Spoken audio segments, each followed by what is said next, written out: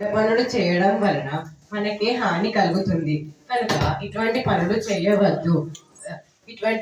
చేయవద్దు.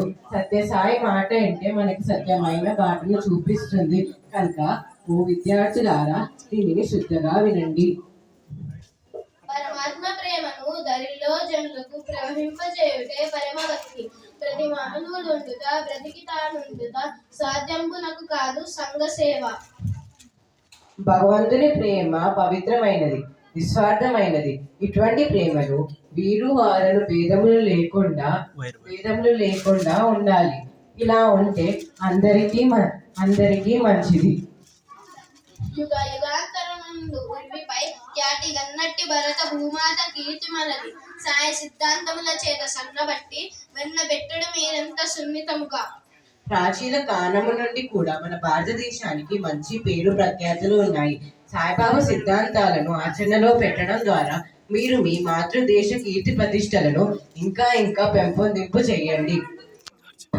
ఎట్టి కరుణము తనయందు పెట్టుకొనక దైవమందున నిలిపి ధర్మ పదము తప్పకొండగా చేసినెప్పుడైనా ప్రాణి కంటదు సుఖదుఃఖ ఫలమదేటికి.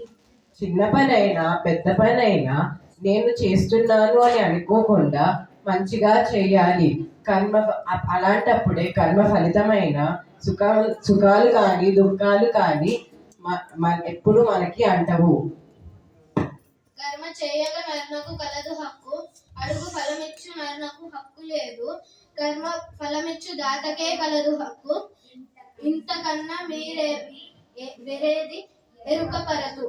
పనిచేసే విషయంలోనే మనిషికి హక్కు ఉంది, కానీ ఫలితాన్ని అడిగే విషయంలో ఈ హక్కు మనిషికి లేదు. కర్మ ఫలితాన్ని ఇచ్చే ఆ దాతైన భగవంతునికి ఈ విషయంలో అధికారం ఉన్నది. కనుక ఏ ఫలితాన్ని కోరకుండా కర్తవై పని చేయాలి. ఇలా చేస్తే ఆ దేవుడు మనకి ఎప్పటికైనా మంచి ఫలితాన్ని ఇస్తాడు. సాయిరాం.